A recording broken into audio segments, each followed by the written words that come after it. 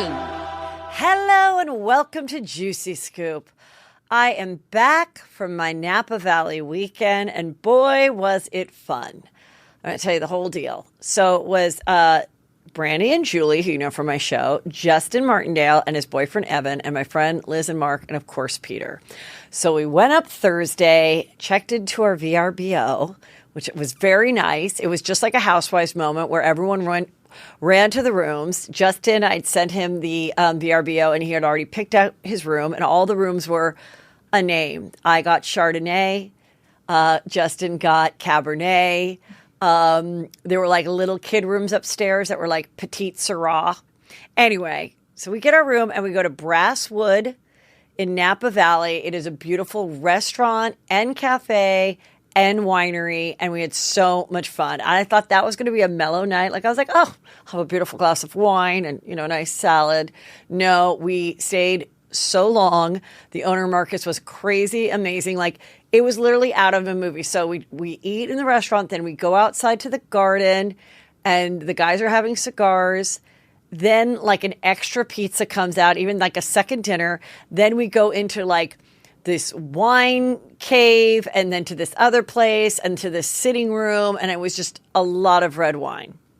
Next morning, wake up, have to get ready for my shows, but we still go to Pride Winery in honor of Pride Month, but it was been called Pride for a long time.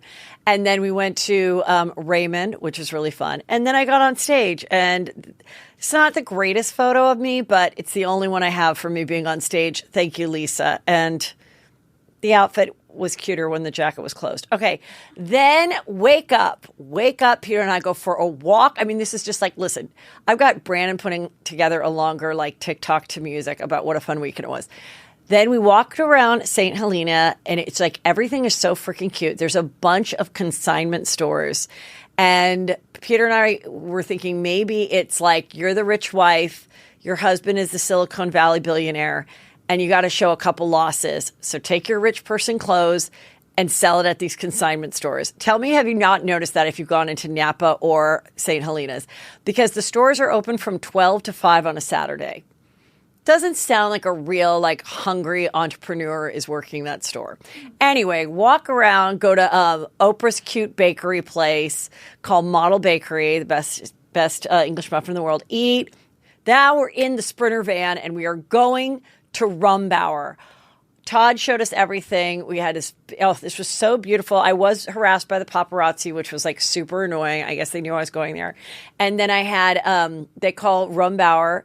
They have 3 names that they call it. They call it Mombauer, Danville Crack, because Danville's like a ritzy community in Northern California. And my favorite, Housewife Heroine. And it really is. I love their Chardonnay, but I loved their Sauvignon Blanc. I like all the wines. It's a beautiful place. So we go there, we go in the caves, we look at the barrels. Then we went to Hall Winery. Oh, we ate lunch at Brasswood in between. Went to Hall Winery, which was like, felt like a private estate. Drank a lot of red wine there. Oh, my God. Just so much fun. Then came back to the house and rallied, went to dinner, woke up the next morning, recapped the weekend. It was seriously like the movie Wine Country, but with not all women. So fun. Then it was Father's Day. Let's talk about Father's Day.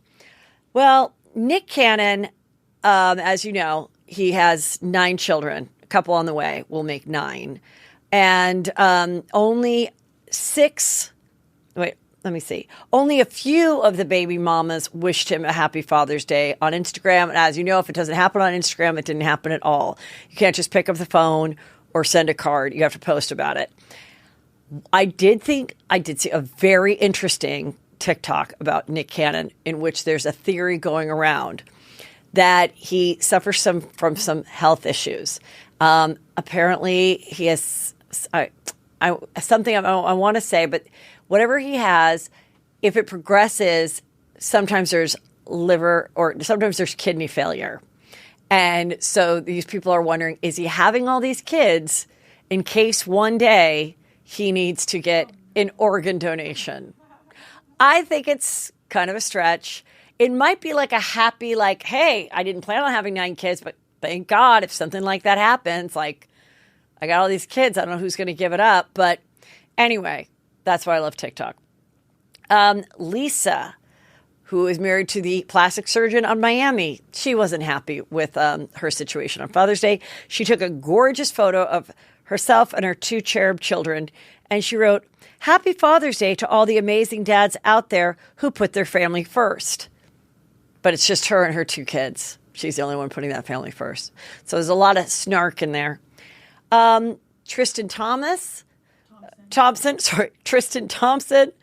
Hollywood Unlocked, said that reportedly he has made no immediate plans to meet his son Theo as Maralee Nichols awaits child support payments. So I don't know how they know this. I don't know what she did. But in the meantime, he did see his daughter True, who he has with Chloe, and they went and had a cute lunch. And then Kris Jenner posted all the fathers in her life, which include, of course, Rob, Travis, who's Kylie's baby daddy, Caitlyn, who is Kendall and Kylie's baby daddy. No. I mean father. The other Travis has his kids with Courtney. With his other wife. Anyway, who cares? You know what we got. We got Kanye. We got Robert Kardashian Sr. But it just it was a lot. I do kind of wonder, because she's so organized, Kris Jenner, this has got to be all planned ahead of time. She's not laying in the bed like the rest of us, like finding 8 photos. Pretty great. Okay.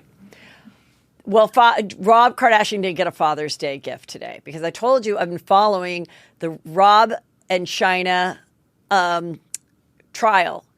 And my boy Stephen Mango was getting his cute court look together when he found out online they are not starting the trial today. They have settled. So the jurors were sent home. I don't know what the settlement is. I assume we won't know. That's usually, but I think it's very wise on everyone's part. This was sad. As you know, Wendy Williams is finishing, and some people were really disappointed in the way that they concluded that last show of Wendy. Now they'll have a little break, and then in the fall we'll start with Sherri Shepherd. Sherri Shepherd said some nice words, but Wendy wasn't there, and now staffers are telling Page Six that they're just going to throw out anything that she didn't pick up, which is nothing. There's her wigs are going to get tossed, and the iconic purple chair. I mean, I can't believe that. Listen, this is just someone talking to Page Six. I would think that if you've worked there for 8 years or whatever, even if you haven't talked to Wendy in this last year because it's a weird situation, really going to just throw it out like in the dumpster? Like, why wouldn't you just, I'm sure, just like, you know what, I'll take it home. So I highly doubt this is like that you're going to be able to walk around the studio and find it like on its side with like a rat running through it. I think someone is going to make sure they take it home. Anyway, the whole situation is just a real bummer because the show went on for so long. As you know, I have my Wendy robe. I have my Wendy cup. I got to be on the show a bunch of times. It was so fun. I wish Sherri the best. It has nothing to do with Sherri. She deserves the show too. I just feel badly that Wendy found herself in this situation. And it all seemed to happen once it was revealed that her husband, was not only having an affair, but had a child on the way. Then they got divorced. Then, it was interesting because then she did those 2 movies, one the documentary, one the Lifetime movie about her life. And when she shared the breakup of the marriage, and then she still was doing the show. And then it was after that now we just don't really know why she left and didn't come back. We don't know if it's part of her Graves' disease, if she's struggling with something else, if she's just over it. But I mean, it's just, anyway, people are bummed about it, myself included. So Leah Thompson is the transgender woman, as you know, that really had a lot of controversy happening because when she was living as a boy, she was like 155th ranked in the men's swimming. And then when she transitioned at 22 years old into a female Leah, she won all these medals, and her teammates at college pretty much didn't say anything because you can't. And anyway, they have now said, the head of the swimming said, no, if you are a trans man and want to compete against biological females, you will have had to transition by 12. You will have to be on the hormones and everything, and living your life as a girl with the hormones and as a 12-year-old, because they believe it is not fair, being that a biological man's body has broader shoulders, a larger lung capacity, along with being taller and bigger muscle mass. But those two things are really a big deal in the sport of swimming. So kind of interesting that they say that when at the same time there's this movement that's saying like we shouldn't be giving kids these drugs at this young age, yet to successfully transition and possibly play the sport you want to play, you've got to take this. Anyway, it's a lot, and it's a lot for Pride Month, but there you go. And J.Lo, her Netflix special is out. I've yet to see it, though everyone says I should, and I will because I do enjoy her. She said that my mom beat the shit out of me. She said she, meaning her mother, did what she had to do to survive, and it made her strong, but it also made her tough, and she beat the shit out of me. Well, I kind of like the honesty, and a lot of kids, a lot of adults that are of a certain age may have gotten hit as a part of discipline. I think we know better now. I think, that's just how, and also culturally, sometimes that was considered okay, but pretty juicy. I don't know how the mom feels about it. I always remember the mom won not the lottery. I want to say she won the lottery, and then she also, we looked this up. I want to say she won the lottery literally, and she also had a huge win at a casino one time. Besides winning the lottery with J.Lo as your daughter, like she's literally won some stuff. 2.4 million slots jackpot. Oh, she won 2.4 million in the slots jackpot. So I guess that makes the blow a little easier that your daughter's saying that, telling the world that you hit her. Jennifer Lopez, speaking of her daughter, she introduced her twin. She has twins, boy-girl twins. The one that she introduced last night to sing, Emma, has been singing with her a couple times. She also performed at the halftime show, I think, with the they, them pronoun. Did I say she? Yeah. Well, we don't know, though. It's new. I think it's new, but there's a little bit of a confusion because I think at first people thought she was talking about her twins together. Like, they sometimes don't want me to bring them out to shine, but I am, something like that. But here they are. And then just one person came out, which is the daughter named Emma. So, or the human named Emma. Anyway, it's been a big month. And then also Tori Spelling's husband or ex-husband be, I don't even know, but Dean McDermott, he announced that his older son, I think the one that is Tori's stepson, is gay, and then his other son is a trans girl. Okay. Amber Heard has continued to fight back and it said she's going to release years worth of therapy notes detailing allegations of physical abuse by Johnny Depp. We saw a little bit of this on the Today Show. It was all part of a long Dateline. I was just watching our local news, and they said, interestingly, it was like a very, very low-rated Dateline episode featuring Amber Heard. And I kind of thought, well, probably because a lot of people that watch Dateline listen to Juicy Scoop, and I've covered this thoroughly, and they're like over it. But still found it kind of interesting. I don't know. But you know what? I don't know if I'll watch it. It's in my DVR. I'm like, I got it. I got what you're saying. She's basically saying, no, nobody came forward. No one is coming forward but me, because look what happened when I came forward. My life is ruined. People are sending Heather McDonald fake turds for her birthday because my name is Amber Turd now. And it happened. Okay. I have all this evidence that they wouldn't allow in this trial that says something differently. I was also thinking, though, if your doctor that you're reporting this to was taking notes, as a doctor, it is his duty, just like a school nurse or a teacher or anything like that, when you say you're being abused, they have to report it. They have to go to the police. So who's this doctor that you're reporting this to about being physically abused who then didn't go to the police? Was that person being paid off by Johnny Depp too? I mean, that I find very, very weird. Anyway, she called the paparazzi and said, go into TJ Maxx and show me shopping. They just happened to be inside TJ Maxx, just like they happened to be outside and inside Walmart when Pete Davidson was, hanging out with Saint.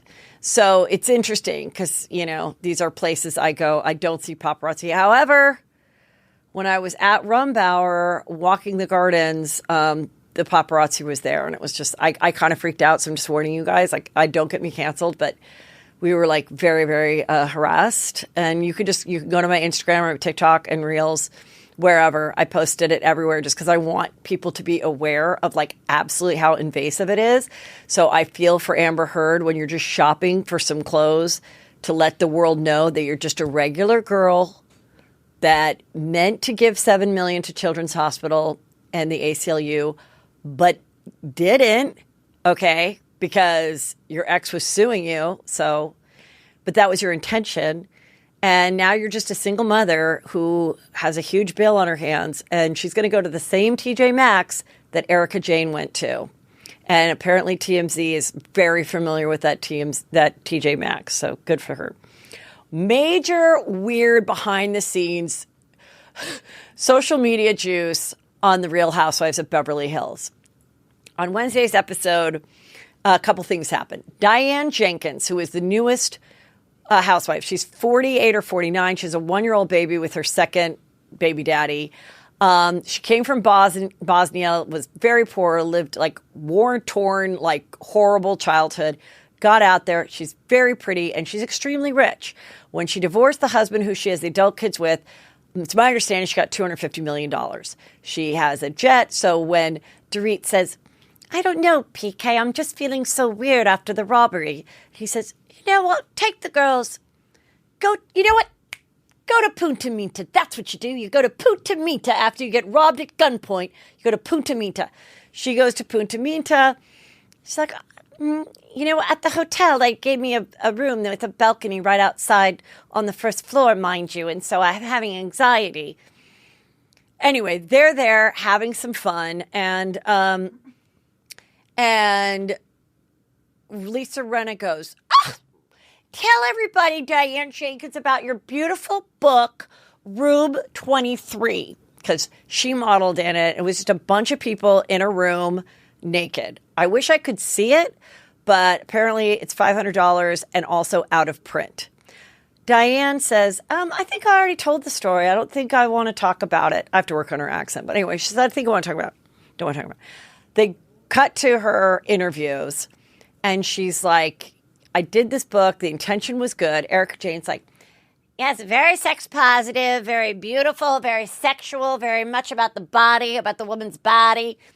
And so there were articles written about this book and a lot of deep dive Reddits that believed that this was a book of clients and their customers, that it was like a, call girl kind of a thing. And was she a call girl at one time?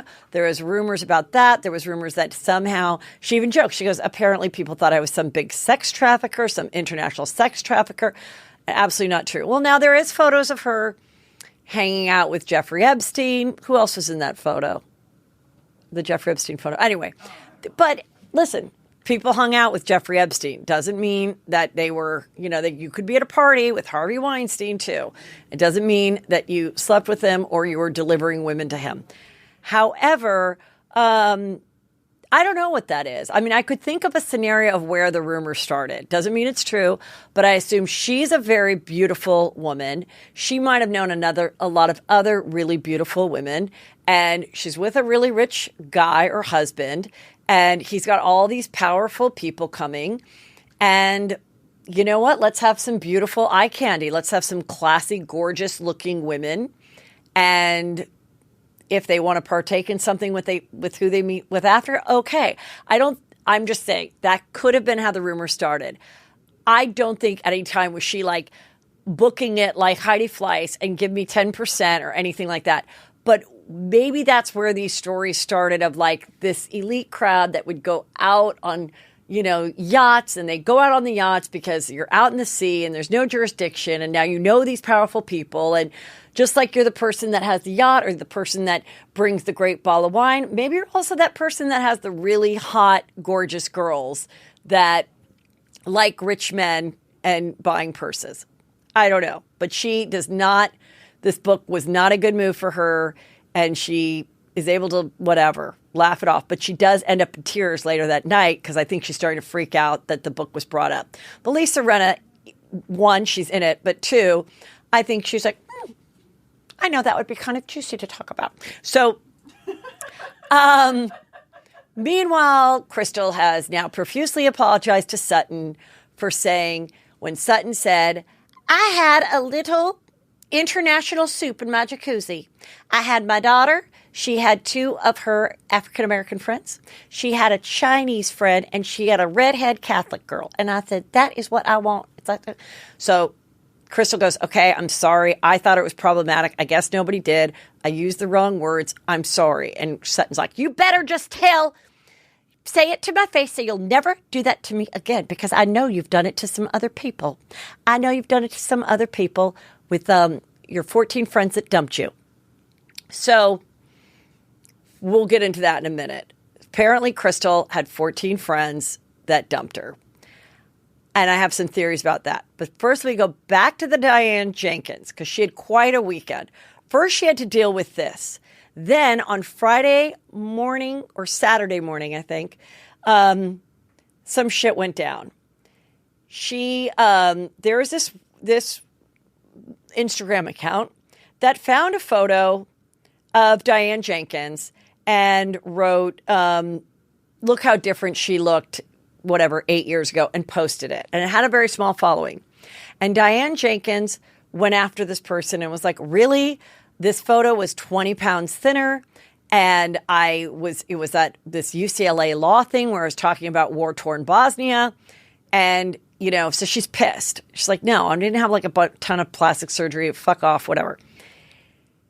So then the woman is like, oh, I'm getting all this press from it. I just started being, posting about things like this. This is what gets her in trouble. She says, Diane Jenkins says, let me see. So she goes, can't be the same woman. And then Diane Jenkins, whose Instagram is very weird. It's SDJNEURO. I don't know what that stands for, but that's her Instagram. She goes, it can't feel good being a Black content creator. Black capitalized. Oh, interesting that you caught that. So Annie caught the fact that in this sentence, she wrote Black with a capital B. Well, according to Diane Jenkins, she didn't know it was anything bad to do. Crystal called her up. What the fuck is this about? So then she wrote, oh my God, Crystal, just call me. What the fuck is this about? I had no idea that this person was Black as in the color of her skin. I thought a Instagram account that writes this kind of snarky shit about someone having plastic surgery and not looking good, I thought that was like Black content. Like I don't know how someone might say Black comedy is dark comedy. It's Black comedy about whatever, death or something. That's what she's claiming. You should believe her, because even though she's got millions of dollars and has been a mother for a long time and is almost 50, she didn't come from America. She does also speak 4 languages, and she spoke at this very important conference at UCLA, as she said, this law conference at UCLA. She's an author. She did a big book. You can't get mad at her because she was not born in America. She's an immigrant, so therefore, give her a break. Meanwhile, she said that Sutton was yelling at her and that Sutton's words are sloppy and this and that, or clumsy. She said, Sutton, you're clumsy, you're awkward, you're this. So all I can say is this woman has so much money. She's very attractive. She also has a team of people that go anytime she travels, and they go to the hotel and set it up and make sure that everything is beautiful and like the pillows are right and the pillowcase is right and there's like the right scent going on in the room, maybe like a certain diffuser. But I think it could also be for security reasons that they make sure that, so you're not on the bottom floor like Dorit. Like you're making sure everything's safe and secure. There's no bugs in the room. I don't know. I mean, I guess that's what they would do if like Secret Service or something. Also, you're just rich, and why not, you know? She said, I've never been shopping, I've never this, I've never that.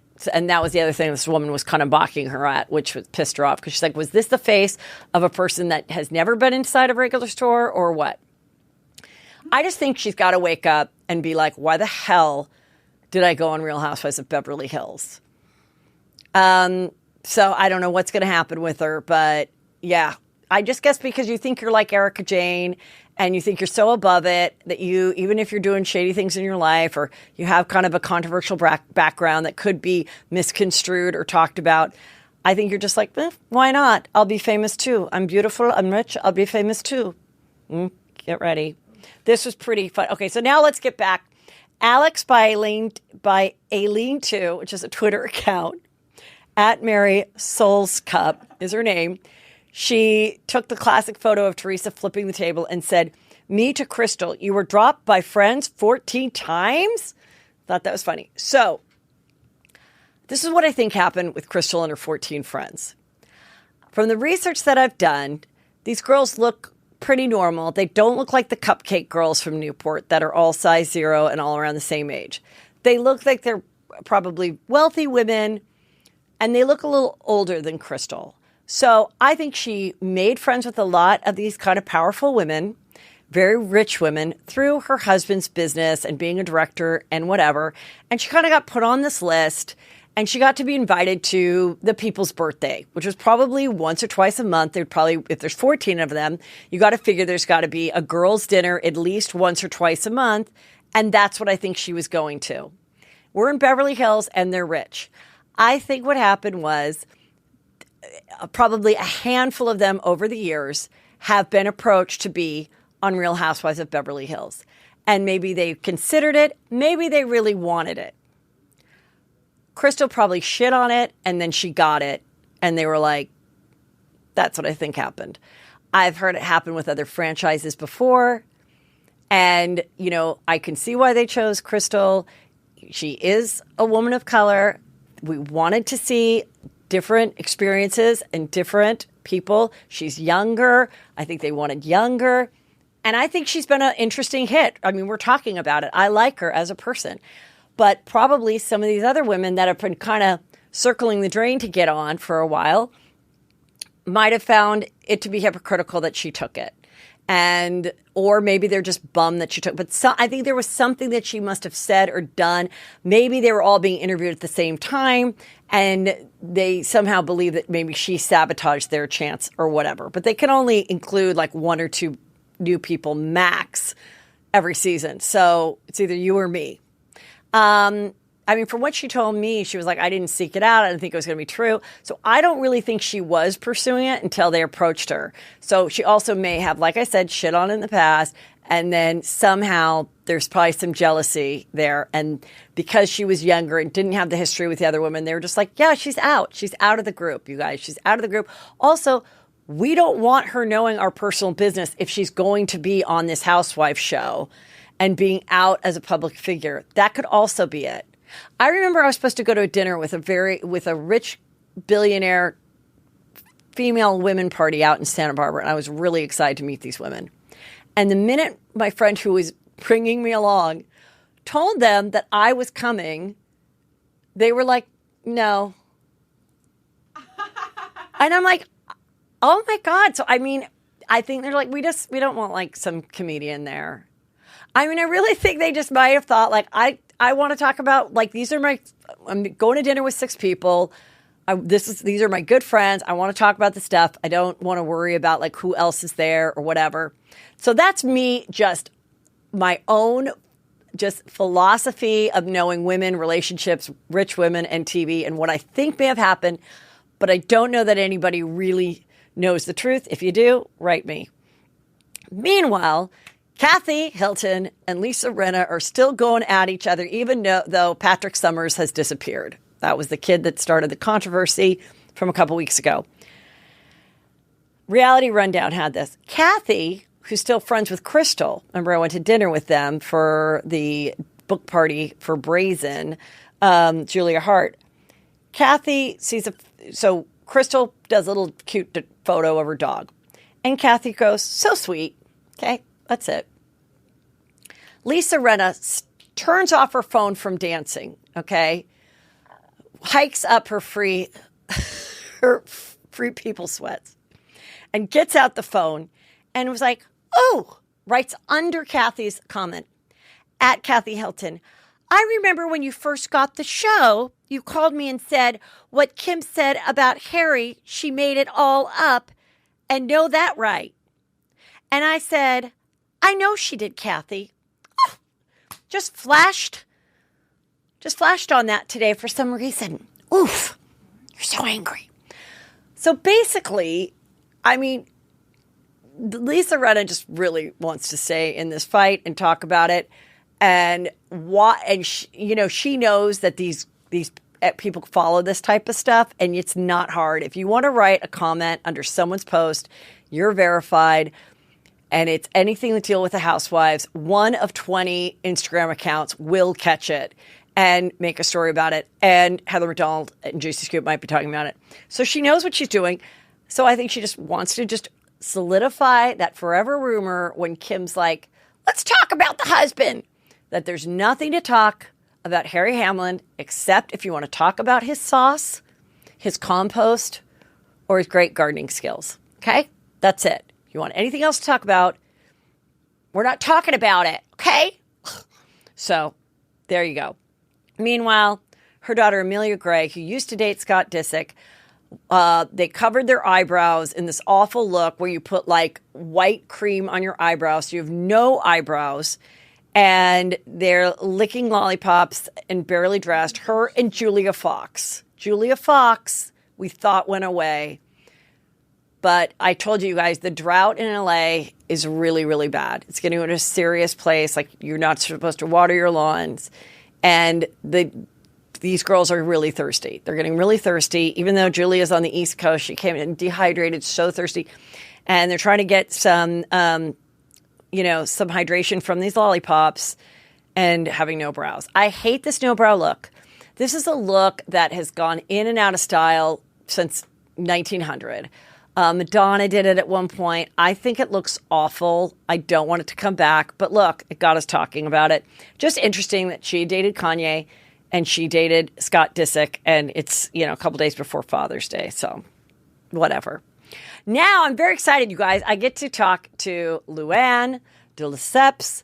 I had a great interview with her, and here we go. We're going to hear all the juice in New York. Hello and welcome to Juicy Scoop. I'm with my returning guest, friend, legend, icon, cabaret star, and so much more, Luann De Lesseps, Countess Luann. Hi. Welcome. Hi, Heather. Very good to see you. I haven't seen you in ages. I know, and I'm going to see you on the 23rd here in LA. I was thinking about it. Is this like kind of like your fourth round of shows or tour per se? Like, I feel like you started quite a while ago now. Yeah, I started in 2018, and the last time I was in LA, I played the Wiltern, which was amazing. It was a sold out show and packed to the gills. Did you come to that show?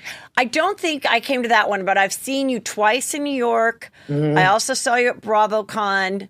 Oh, right. Okay. Yes. Yeah, I played BravoCon. Yeah. Right. So the last time I was in LA, I played the Wiltern, and it was so exciting because we had done something with the doorbells with Andy Cohen at that theater, and to be back there and actually be playing it on my own was amazing. And, I had, Molly Shannon came, and Terry Hatcher, and I had all these celebrities come. It was incredible. And so it's exciting to be back in LA and play the iconic El Rey Theater. I'll be there 4 nights, the 23rd to the 26th. Yes. So super excited to bring an all new show. I have a new director now who is Kristen Chenoweth's director, the Queen of Broadway's director. And, he's been Bette Midler's director and Barbara Streisand. And so I'm working with the best in the business. I work really hard to bring a great show to the stage. And, I'm excited to feature my new song, F-Bombs on the G4 with the OGs, which is spun off of the Ultimate Girls Trip, because I always get inspired. That's how I write my music. That's how I wrote Money Can't Buy You Class and Chic C'est La Vie and Feeling Giovanni because it feels so good. So, I always get inspired by the ladies. This show is no different. You'll see that, new song in the show.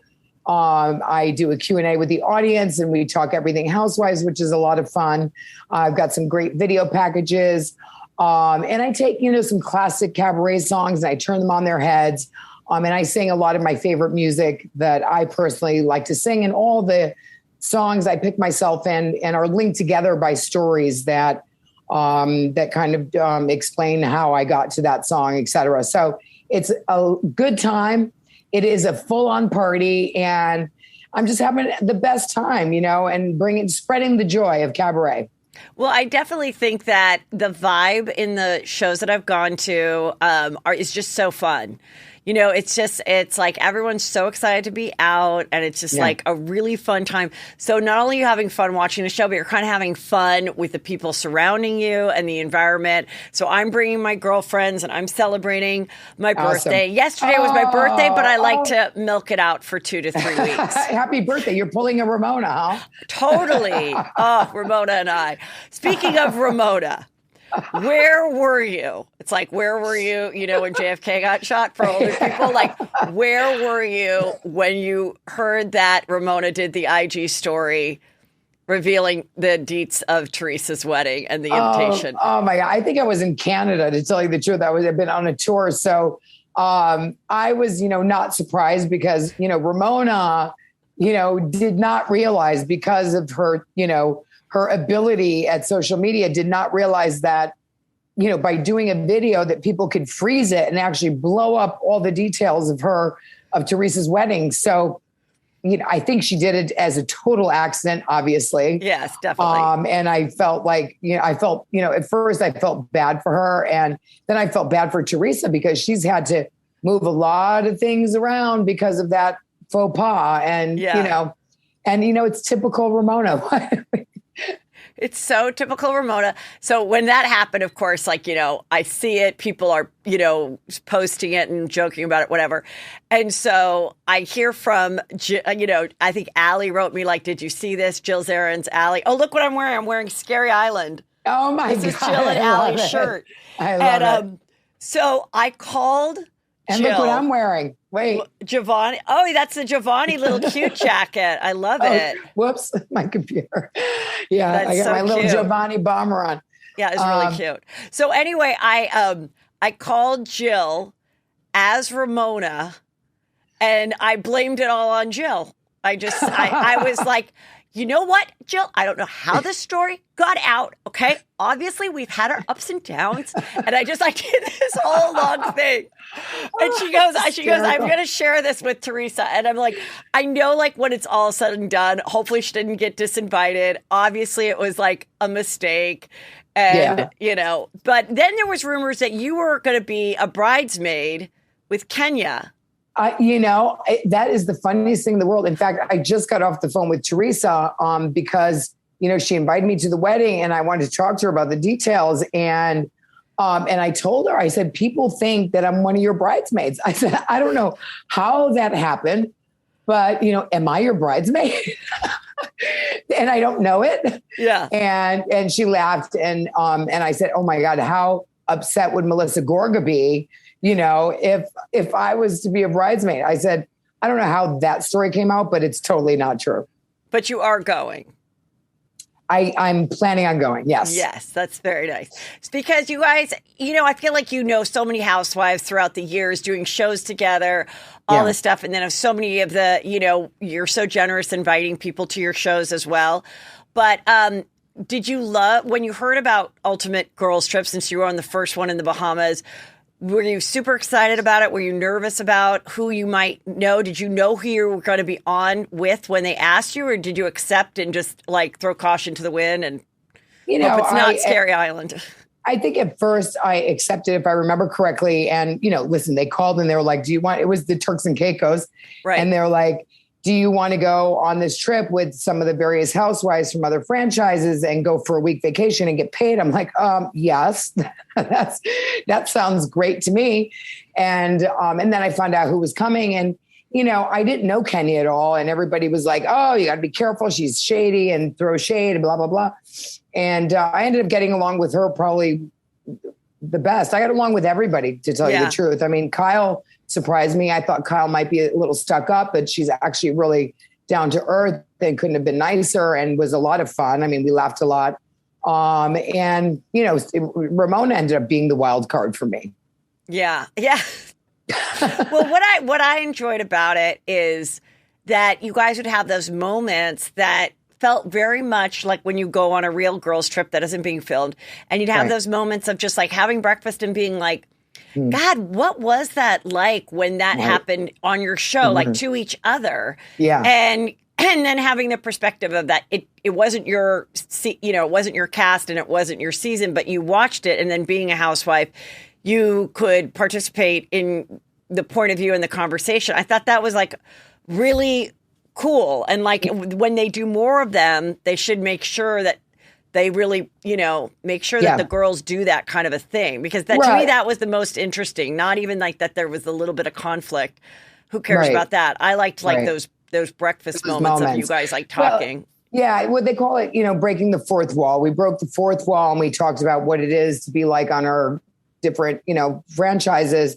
And I thought that was really good. It's, things that people never get to hear that they want to know. And so it was great to be able to share, our experiences, because, listen, we're all, housewives. And, we all go through our things on the show, and people don't necessarily get, those details that you get to hear.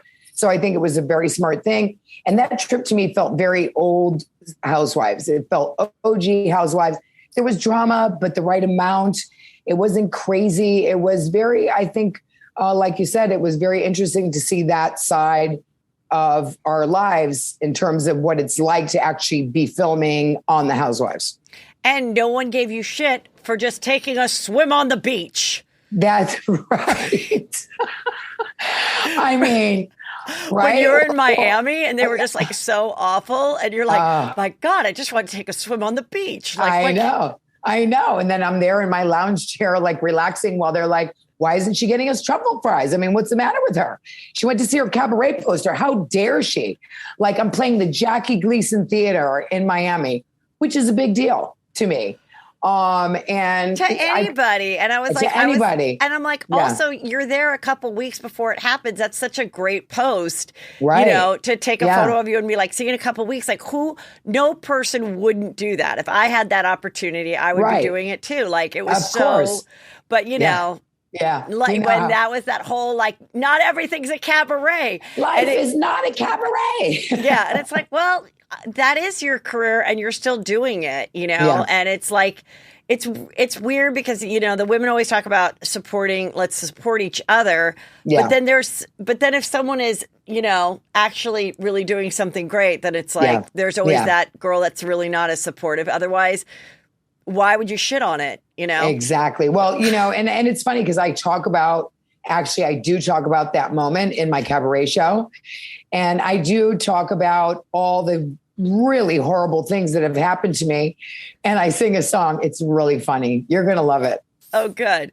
Okay. So now, did you see the latest drama with Dorinda and what she said about Vicky? Because their season's coming up on the 23rd, actually, or 21st. Yeah. Yes.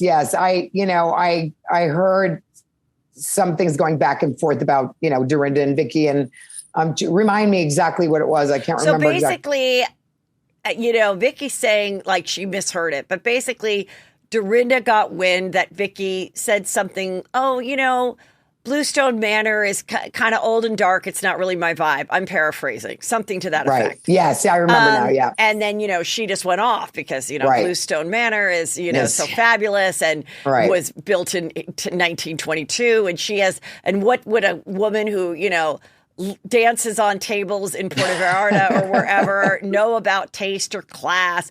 And then I just watched a clip of it and she's like, well, clearly, she's jealous of me, and a lot of people are jealous of me when you're doing as well as I am. And I'm like, oh God, what, Dorinda said that? Yes. And I'm like, I don't really think that's the case. I mean, I think this is stemming from they did not get along. Right. And we're going to get to see that. And I think it'll be pretty fun and juicy. But I think it's going to be a much different vibe than the Turks and Caicos. I mean, I love Dorinda, but Bluestone Manor is not that house of the Turks and Caicos. Right. And of course, it's going to be a different thing than if everybody just went to a remote location where no one owns it. I mean, exactly. I think it will be a very different vibe. It'll be super juicy. The stakes in certain places will be higher just because of that. So I actually think it's kind of brilliant that they will be so different. But speaking of which, not to say Dorinda's house isn't fabulous, but and in that it wasn't a lot more work for her. I mean, for Dorinda to have all the crew, all the cast in her house, I mean, that's got to be nerve wracking. So, hats off to Dorinda for having everyone in her home, because that takes a lot of work. Yeah. And you were the one that really made a point to remind us that there was a fish room and that you were constantly you're either wearing the bowels of Ramona's house that's right. or the fish room. I know, right? And I think I took it pretty well. Yes. How do you feel about Ramona being a realtor now? Listen, Ramona loves, real estate. She loves home and decoration and stuff like that. So, I hope that she thrives in it. I think it's a good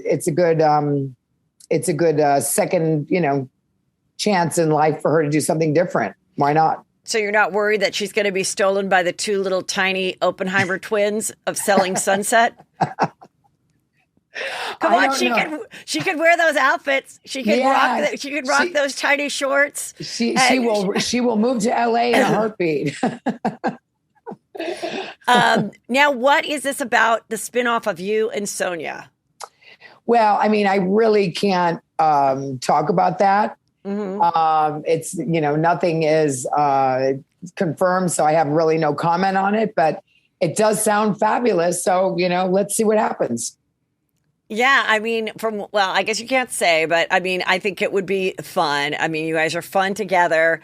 But some of the comments was like, well, if this is supposed to be the simple life, Luann wasn't born with a silver spoon in her mouth like Paris Hilton. And I was like, yeah, you're right. You can cook. You're a nurse. Aren't you one of seven?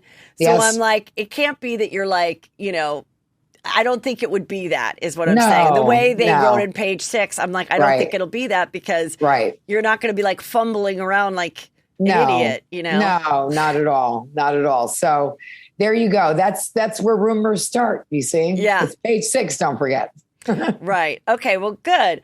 So tell me, what if you're going to do another? Oh, first let me ask: can you share anything about the talk of having, Real Housewives of New York, like classic, and Real Housewives of New York newbies? Like, can you share anything or what your thoughts were when you heard those rumors? Well, I was surprised because I found out literally like everybody else 5 minutes before. So I was surprised. I really didn't see that coming. And at first I was disappointed. And then I thought, you know what? I would really like to film with the OGs because I feel comfortable with those girls. And it's always hard to bring somebody new in and they don't really fit. It's like, the square peg in the round hole doesn't fit. And so I feel like, let them try a new cast. And let's bring back the old cast. And I'm good with that. I'm excited about it. I don't know what's happening in terms of, if I'm even being cast, but, I think we're going to have news fairly soon. So that's exciting. And, that that season was a struggle, because also what was going on in the world. It was just like everybody was talking with their friends about, social injustice and politics and everything. Just so then you guys would get together and it would come up as well. But when you were in it and living it, did you have the concerns of like, wow, this really isn't the usual housewives fun, this feels like a struggle, or did you not realize it till like after you started watching it and seeing like the audience reaction? Well, listen, I felt it was a struggle from the get-go. We filmed during Black Lives Matters, we filmed during an election, we filmed during a pandemic. So we were limited in terms of where we could go. We were limited in having any people around, so it didn't feel like the party of the housewives that it usually does. So I knew it was going to be more difficult and it was filming. And, you never know until, you actually are seeing the show because, we don't edit it and all of that stuff. So I actually was very proud of ourselves for getting through the pandemic and filming. And I feel like we got to a good place at the end of the season, with Ramona's pajama party and our topless party. So, I felt like we were in a good place and, I'm hoping the next season is going to be even better. Speaking of the topless moment, I thought it was kind of not necessarily hypocritical because people change and times change. But I remember when Ramona walked off the reunion because she was like, I can't even have a conversation about the fact that Alex McCord did some nude photos or something. Right. Topless, and then here she is like just dancing around in pasties, handing out good. Titty pasties. Yeah. Yeah. Well, listen, I think only stupid people don't change their mind. Yeah. And I think it shows some growth on Ramona's part. I mean, why the hell not, right? She looks great. Who cares? She looks great for age. I agree. Now, you guys didn't have a reunion. And, we heard different reasons why. But how did you feel about that? Well, I feel like I said, by the end of the season, I feel like we're in a good place. I feel like, that with the timing issues of the show and not getting the reunion done in time, it was also a scheduling conflict issue with the network. And so it just never happened. And I can't say that I was mad at it because I was in the south of France and I just stayed longer. So yeah. I was okay with it. So you didn't have a reunion dress waiting in the wings that now you could just use for your show? No, you didn't have one planned out? We didn't even get that far, Yeah. So it was no big deal. Listen, the reunions are always difficult in any case. So I feel like, we've gotten to a good place. So I really didn't feel like we needed to rehash it all. Do you have a favorite reunion look or a reunion look that you regretted? That you're like, I think probably, well, let's see. My favorite is, probably, I've worn some really gorgeous Giovanni dresses in the reunion. Probably I had this strapless black number one year that was amazing. So I've had a couple of favorite looks, and my worst look, I don't know. I would say it was probably in the very beginning of the reunions. Before you really knew.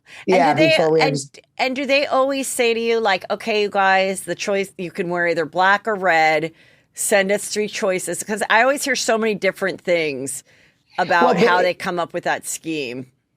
Right. Well, basically they come up with a color scheme because, they have all these different franchises now. And so we all have to look different. Right. So basically it's a color scheme, and then you kind of pick your favorite look and then send that in. And, the earlier you get it in, the better, so that you get first choice.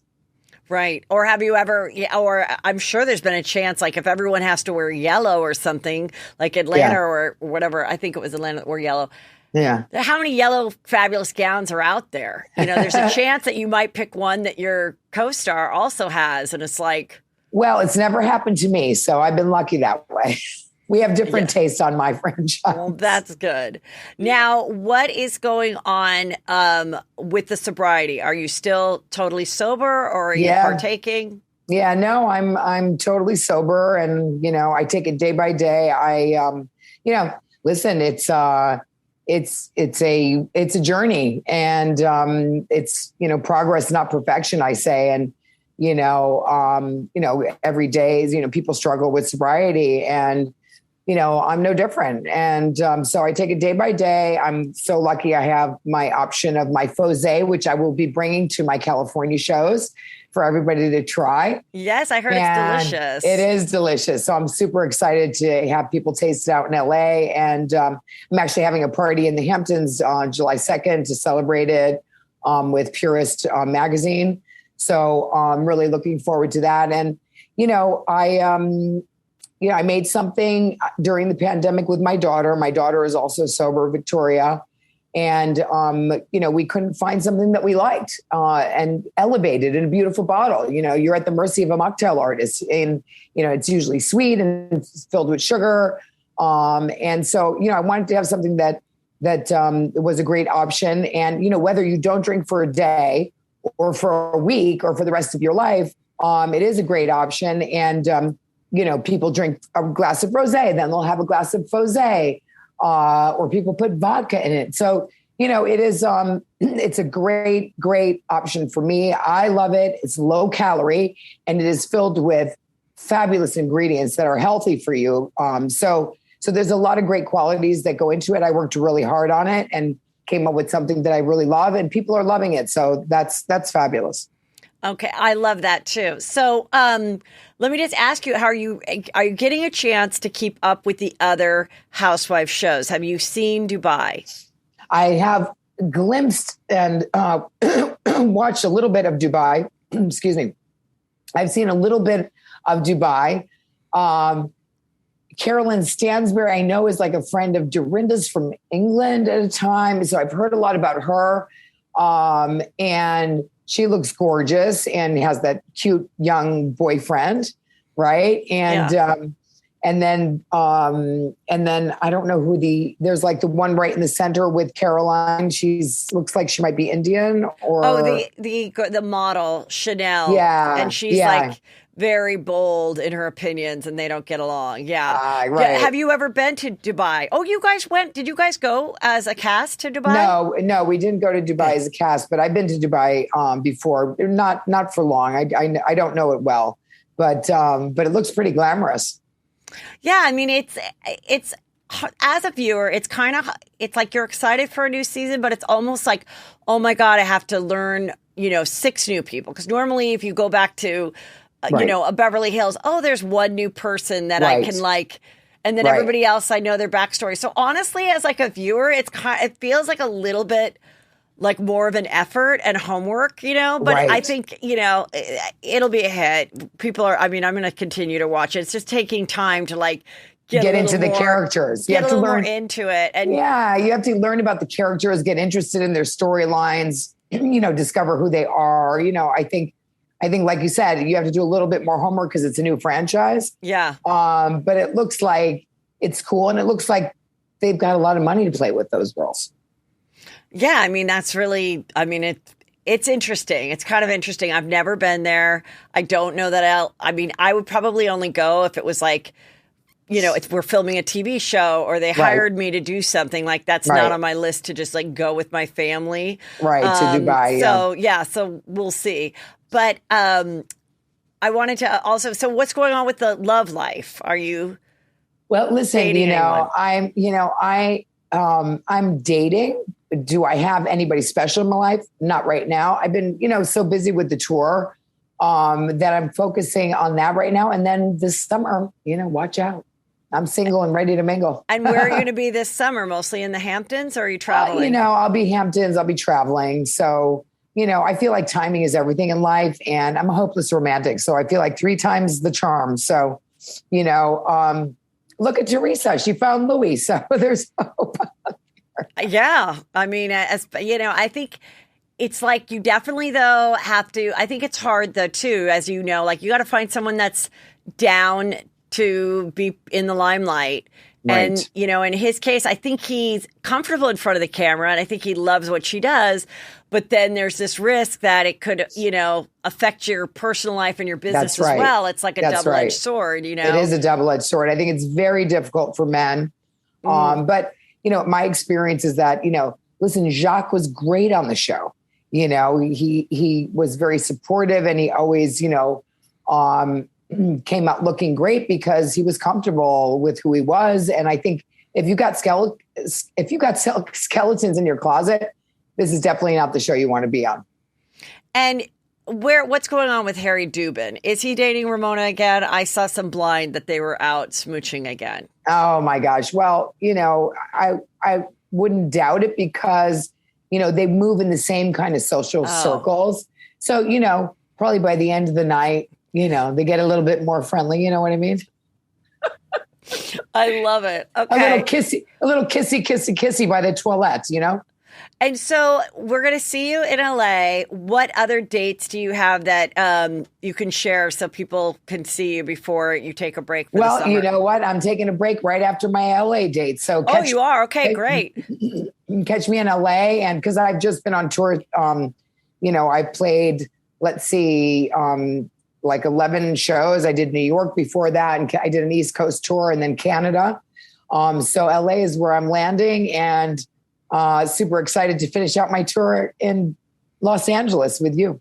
Awesome. Okay. Yeah. Well, I will be there on the 23rd. Awesome. And so are there still tickets available? There's still tickets. I think, I think there's still some tickets available on the 23rd but the 24th, 25th and 26th, there's some tickets and, you know, but they're going fast. So I'm excited to get there and perform and see you and see all my friends in LA. Awesome. Well, thank you so much. I'm excited. The Housewives will be coming.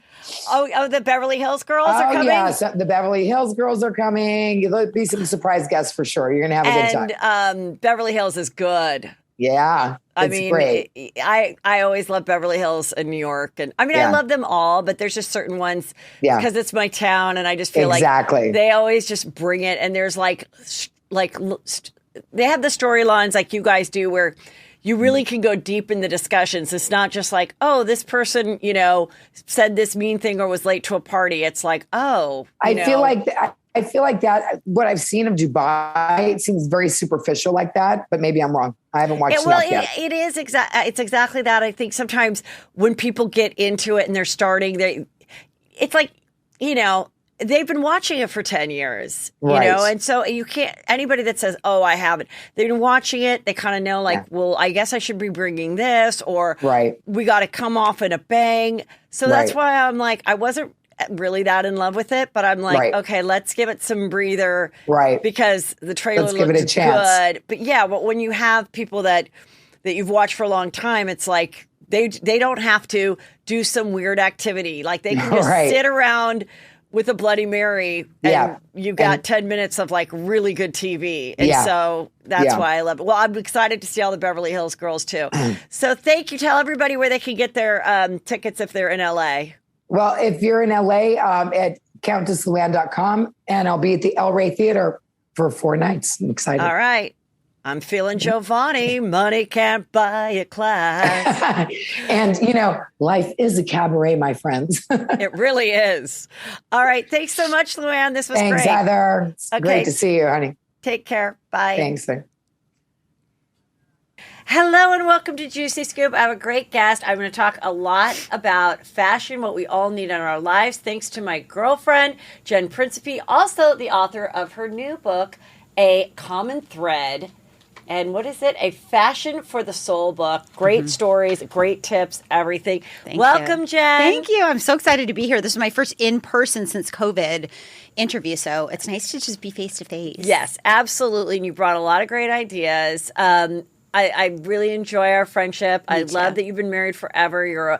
You have 2 strapping boys that work with your husband, and you are the soul girl, stylist, girly girl. Stylist to stars, regular people, and you always look great. Thank you. I'm so glad you put all your tips, all your ideas in this book. It's really great. Thank you. I'm really, really excited about the book, and it just launched last Tuesday. So I made the bestseller list already, which is really awesome. I'm really happy for you. Yeah, right underneath Anna Wintour. So I was like, oh my God, my face right there. It's amazing. Oh, that's awesome. But yeah, I'm very excited about the book. I think it's going to change lives. So yeah. Yeah, I mean, what I really like is like, I always struggle. I love fashion and everything. I always struggle with what to get rid of in my closet, what I need. Now that I'm a woman of a certain age, I still like to show my legs. But my body's changed a little. Like, I definitely am not the size I was, 5 years ago. Yeah. And I don't want to wear Spanx. Yeah. I do not have a good time in Spanx. Yeah. When I was like on TV all the time, every, A-line super tight dress when I was, would be that Spanx, and I could not wait to take it off. Now I'm like, what can I, look great in, still feel cute, still have a great time, not have it clinging on to like, a squirt of fat that I'm not into. So I love that you brought these items. So here's your book. You look so cute here. Thank you. And we'll tell everybody where they can get it at the end and all the fun stuff. But okay, let's get right into, I love that you style these items. So you have a beautiful, like this color that I'm wearing right now, this coral color. Like, describe what is going on in this look. Yeah, so what I did is, this is how I work with my clients, is I kind of put everything on a mood board for them with different options and different price points. But I just brought in the current trend, which is a lot of bright colors. But this also, I don't know if you can see it, but it has a little cutout on the side. And cutouts are really, really big. So for people that are very young and can handle the cutouts that are all over the place, that's great. But for us, right, we have to be very selective on where we want the cutout to be. So this particular dress, it's ALC, it's beautiful, and the cutout is on the side, and it's in an area that is just you can rock. You can rock it. You can totally rock it. Yeah. So the other thing I put in here is platforms are coming back, huge. Big I'm wearing frickin' a platform right now. Yeah, big frickin' platforms. I mean, I'm tall, but the reason I like a platform and a wedge is just they're so much more comfortable. Yeah, for sure. They're comfortable. Yeah. And then I put a rock-studded shoe just for a little edge. I love that fan bag, and then just a couple options, and I always throw in sunnies because I'm from Southern California. Yes, so cute. Okay. Thank you. Now, this is like a little more of a casual... this is an off the shoulder. Yeah. And I love a look of an off the shoulder. But again, I kind of struggle with wearing an off the shoulder all day because it's it's falling. And then like you almost have to have like a little bag like you have. You cannot have a strap bag because that will... and then you got to get the right type of bra. So how do you deal with all those things? Okay. So, the reason I chose this is because we're going into summer. So this is when I choose for my clients in the summer, I really try to choose like fabrics that are light. And this is cottony, very, very light. Off the shoulder, I think is such a beautiful trend because it shows your décolleté. So no matter how old you get until you're like probably, in your late 70s, it's harder to do. But I see women in their 70s and 80s still rocking it. Yeah, and what is great, too, is it then covers, like, it covers armpit, this area, I call it the, vaginal armpit, the squirts of fat around the bra. Right. Like, you're right. It's like, I was just thinking about that the other day. I'm like, I don't know why I don't have more things like that because it is still good and it is still flattering. Yeah, it's great. I love off the shoulder and it's great for travel.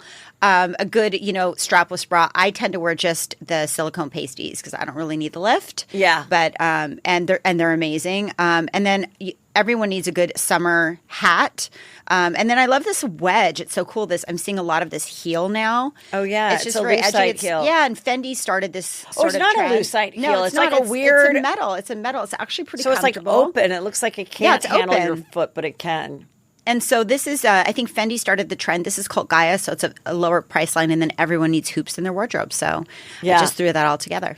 Yeah, and the dress is only $115. Is that what that price is? Okay. No, that's the earring. That's but the earring. The dress, I don't know if the price is on there. It's very reasonably priced. I think it's about $130. Okay, this is Zara suit. So you're going to be seeing a lot of colored suits. I love lime is huge with the blazer and a wide-legged trouser pant. Right, and again, like she's like what 12, so she can pull off wearing just a bra. Yeah, under the blazer, which looks cute. Yeah. So I put it with a bodysuit, and then that heel again. I'm into these great heels, and I love a monochromatic look. That's called Gaia. Everyone needs a solid gold chain in their wardrobe, and then I put 2 pairs of sunnies that I would rock it with. So Yeah, that's a Zara trend. This is really cute. It's so I cute. feel like I got to go get that because when I think you perform in Napa, like that's what I should be wearing. It's a little like oversized and loose. With like, and then and it's like let's go shopping at Zara.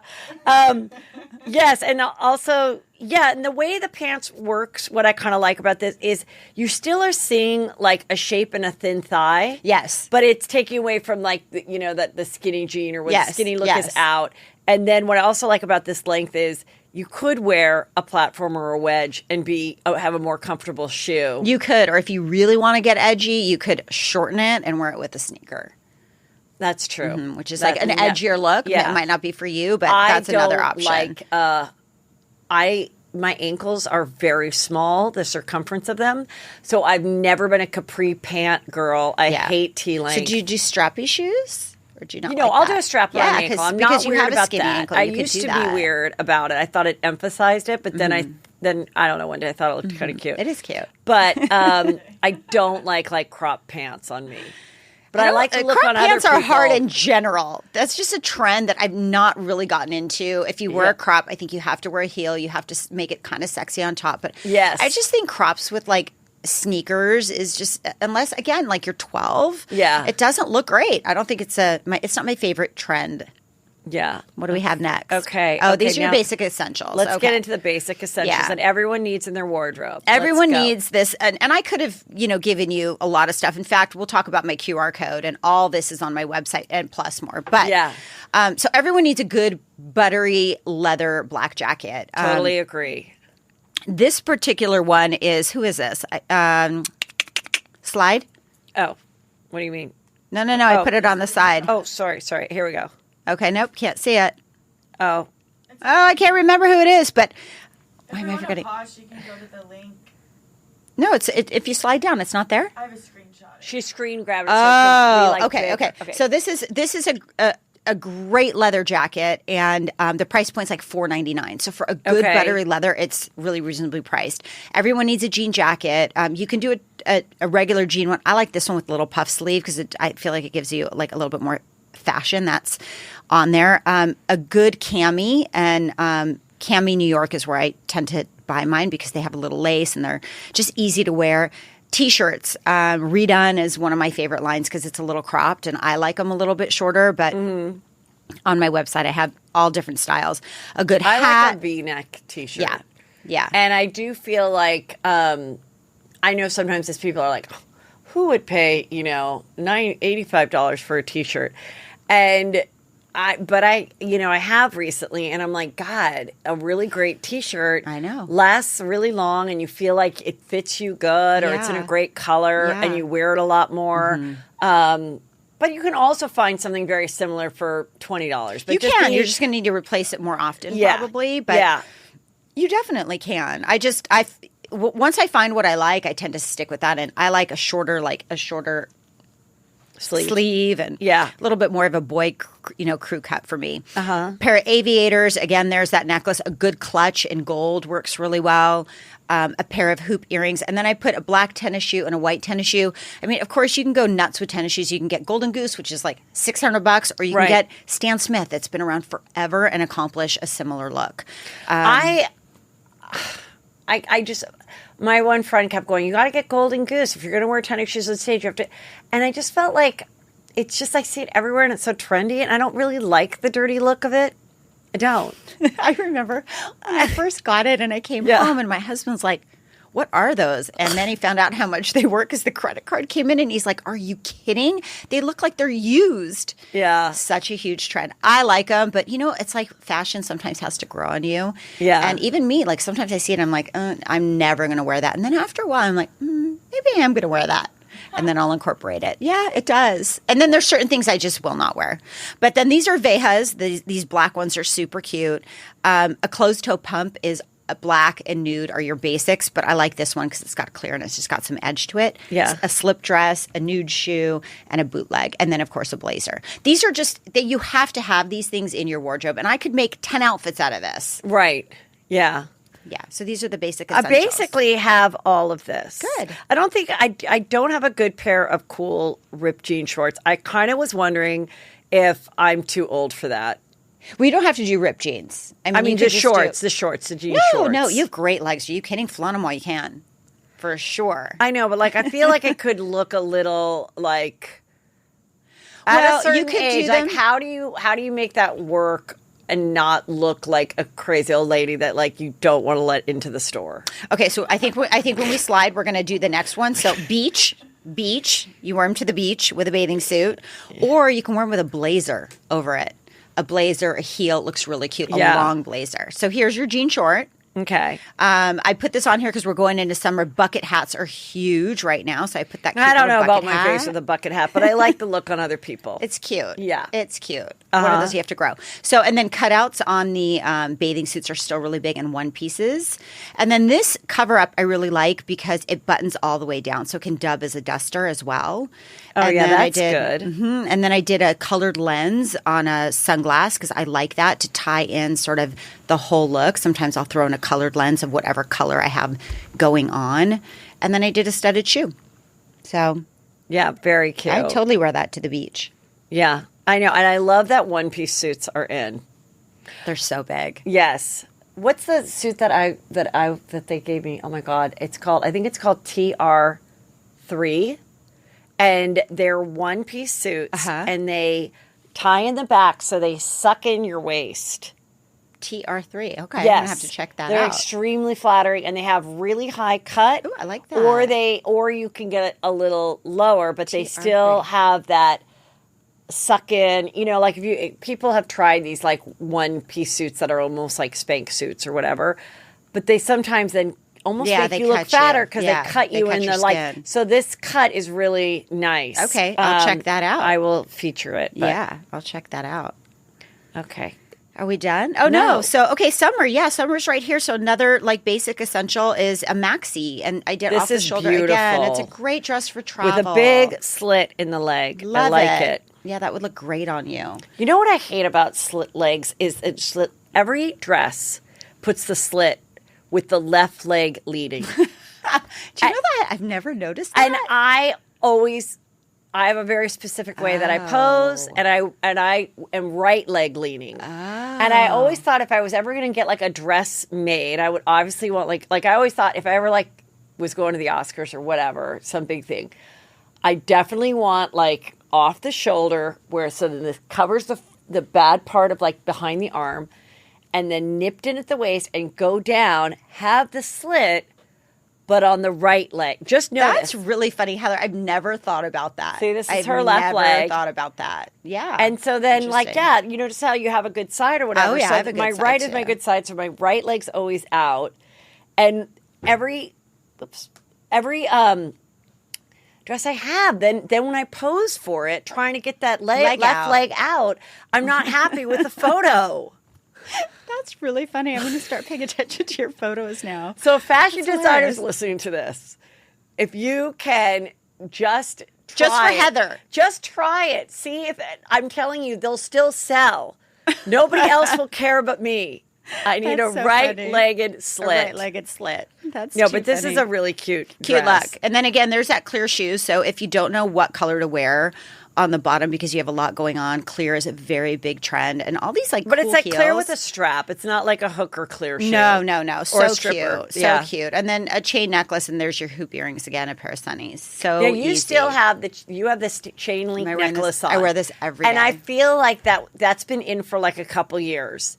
And I'm like, oh my God, I still love it and everything. But I'm like, is that going to be gone? No, get it. No, get it. But why? But where was it 3 years ago? I feel like I feel like 6 years ago, everyone had the bar. The bar. Sometimes there was a name, sometimes there was nothing, and it was the bar this way, and then a chain. Yeah, and then the bar would like sit between your whatever these bones. I don't think this trend is going anywhere soon, so I would invest now and just you can get a knockoff. You don't have to get a real. Can I just tell you, there is a real gold one.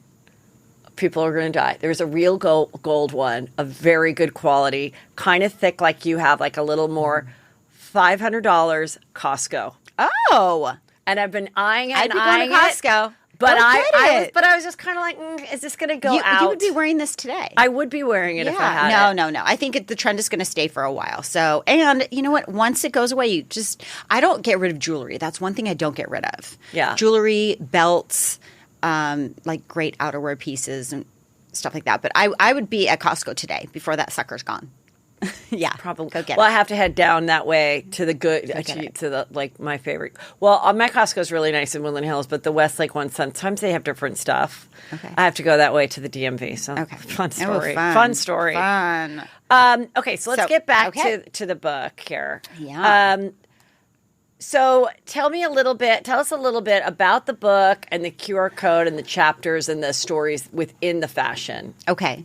So the book is called A Common Thread. And I chose that name because there's two threads that have been running through my life since as far back as I can remember, and that's faith and fashion. And it's really a weaving of these stories that have happened throughout my life. What is your faith? Well, I came from an Orthodox Jewish family. My grandfather was the chief Orthodox rabbi of Los Angeles for 53 years. Oh, wow. So like black hat, like really, really Orthodox. But my father who raised me was more conservative, but I spent my weekends at my grandmother's house. But it was really kind of dogmatic. Very.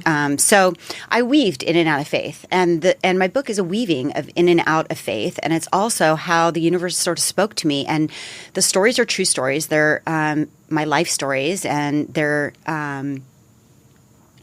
the things that taught me the basic virtues of life about forgiveness and resilience and humility and courage. And they're all told in a way that sort of ties in faith or fashion in one way or another. And, I came from abuse. Like I came from alcohol. I came from, a lot of people see me like I don't know what you thought of me when you first met me, but I had several people come up to me after reading this book and they're like, you know what? I'm sorry. Like I really judged a book by its cover. And there's a story in my book called Judge a Book by Its Cover. And it's a story about me judging somebody else and the lesson I learned. But, I live a beautiful life. Because you are very pretty and put together. Thank you. Your husband is also very attractive. He's pretty darn handsome. You guys are, you guys are wealthy. You're outgoing. Your sons are cute. Like, you've led a great life. You're put together and you're sexy for your age, too. Like I think people probably just thought you're this like you won the lottery and the, trophy wife girl. Yeah, I think a lot of people think that. And I had somebody say to me, and I actually quoted her in the book, that once she got to know a bit, like a tidbit of my story, she was like, Jen, you weren't born in a Fabergé egg? Yeah. Like, I was not. Like I came from trauma, like major trauma. And I myself, as a teenager, I really struggled. I struggled with depression. I was kicked out of school 4 times for fighting. I went to jail several times. I mean, I had a gnarly background. And this is a story. I wrote this book. I took a leap of faith. It's really scary to put yourself out there and be this freaking vulnerable. And I put myself out there because I believe that my stories will help others rise from the ashes and also realize that trauma is not a final destination. Like we can really overcome hard things. And so that's why I took the leap of faith to put it out there. And then in the process, because I love fashion and I've always loved fashion since I was a little girl, I've loved fashion. And I've been doing photo shoots for years, even before I went into my career. Mm-hmm. But it wasn't until I really got into my career, Heather, that I really fell in love with fashion. And the reason I did is not because of the aesthetics of fashion. I think that clothes and wardrobe extend way beyond like covering our bodies and making ourselves look beautiful. There's a psychological impact that clothes have on our psyche. And I've seen that happen more so with all of my clients, but then with my nonprofit even more. That's when I really fell in love with fashion. And what's your nonprofit? So 20% of the proceeds goes towards my nonprofit. It's called the Phoenix Effect. I started it 9 years ago, and I curate photo shoots for people that suffer from life-debilitating diseases and trauma. And did you not know that? No, I did not know that. Yeah. It's on my website that the transformations are friggin' remarkable. But I named it the Phoenix Effect because the metaphorical phoenix, dives into the fire and it reemerges a stronger, more beautiful bird. And so when people go through trauma and cancer, they lose parts of their identity. They're losing their hair. They're losing it all. Yeah, and so it's hard for them to reemerge back into material. And so I know the benefits of it. So I meet with these families and we curate beautiful photo shoots based on what they want, what do they need at the time. And they literally come alive on camera. And then they're provided a coffee table, a memorialized coffee table book to keep. And now we give away clothes and sorts of wishes along the way. But so that's really why I'm here. I feel like, God gave me this gift for a reason, and that's to give back to other people. It's not to just make everybody look pretty. Yeah. Yeah. Well, it's so true. And it's like, and what is really fun about fashion is that like there'd be those certain outfits, especially when I was like single. Like there was a halter black romper from Express. Oh. That, oh my God, every time I wore that outfit, you got attention. I got attention. I had the best night ever. I know. And then there's certain outfits that you buy and you try a couple times. And have you ever bought something you think is great and you realize you've worn it 3 times and nobody told you that they liked it? No. And you're like, just kidding. No, maybe yes. not. But yes. Honestly, it's kind of rare for me too. But I kind of go, that's interesting. Like, not that many people have complimented me on this. Like, I thought it was like kind of great, And then you're like, maybe it's not. Or like those certain items that you buy and you're like, oh, I spent a lot on it, but I still haven't worn it yet, or I don't have the right undergarments for it. What is your advice to that? Do you just go bite the bullet, give it away, or sell it on one of these resale things? Like, that's where I have a hard time. Okay, here's my answer. First of all, yes, I purchased a lot of fashion faux pas. But I've also purchased things that make me feel really good. And if I don't get compliments on them, it makes me feel good. I feel good in it. But, what we wear shapes our experience, right? I mean, that's exactly what you were saying with your Express romper. It does. It shapes can shape our parameters. So sometimes we go out and we feel like $1 million, right? We walk in, our head held high. We're like, ooh, I look good. And then other times we just don't feel good in what we're wearing. Yeah. Give it away. If you don't feel good in what you're wearing, give it to somebody who will enjoy it, because there's so many people in need. And, I like to visualize like people walking around wearing like my stuff and like being happy. It makes me feel really good. So I go through my wardrobe all the time and I give away stuff that like, if I haven't worn it in a year, there's a reason why. But if it makes me feel really good, and that's the whole purpose of wardrobe. Like somebody can hire me and I can make you look fashionable, no problem. But if I'm in somebody's wardrobe and they're like, oh I got this from my brother, gave it to me before he passed away, or like I got this from, my husband, this really means a lot to me. Should I wear it? Is it still in fashion? I'm like, it is 100% in fashion if it makes you feel good. And we're going to incorporate it and make it so that it does look good with, whatever you're wearing. So my answer is, if it makes you feel good, then you should wear it. Yeah. If it doesn't make you feel good, get rid of it. Yeah. Yeah. Okay, well, tell everybody where they can find your website, all this stuff, and the cool QR code that's part of the book. Yeah, so the best part about the book is I wrote this book, and then I have always wanted to provide a platform for people who can't afford the luxury of a personal stylist, because it is expensive and it's a luxury. And I want to help more people. So I woke up in the middle of the night and I was like, and this was during COVID when we had to scan all the codes. And I'm like, oh my God, I have this idea. What if I do fashion tutorials and I put QR codes in my book, and then people can scan them and I can teach them how to become their own personal stylist? So I started doing that, and I started filming these tutorials about a year ago. And so I've built this thing called the Wardrobe Wisdom Club. And when you scan the codes, you get your basic essential wardrobe for free. There's I think 4 videos. They're long and they tell you exactly what you need in your wardrobe with free downloads, etc. And then you join the Wardrobe Wisdom Club. It's $15 a month, which is so reasonable, with links on where to buy things, free downloads. And I cover everything from basic essentials, body types, also with downloads so that you can do's and don'ts for your body type. So when you go shopping, if you can find an experienced salesperson, you can say, hey, I'm looking for a shift dress. I'm looking for I give them verbiage so that they know how to what to find. Body types, color, tailoring, vintage. I mean, you name it, it's all in there. And then bi-monthly, you'll get a newsletter with more looks, just trends for the season, things I've run into that I love, etc. So the QR code is in the book and it's scannable. And there's 4 in the book total, because there's a story in there about my son, which is incredible. It's chapter 3, and it's a documentary that he made that is grab tissues. It's really freaking good. So so there's the book. You can get it on Amazon. You can get it at Barnes & Noble, online. I did an Audible with my own voice that apparently everyone really likes. I had no idea. So I did an Audible. And then my website is jpstyles.com. So you can go to my website. You can buy it there. And I'm on Instagram. Yes, Jen of Principe course. Style. So yeah, you can and your follow Instagram me there. is great. You get a lot of fashion tips just by following her on Thank you. Instagram and get to see her cute life too. Thank you. Thank you, girl. Thanks for Congrats. having me. Mwah.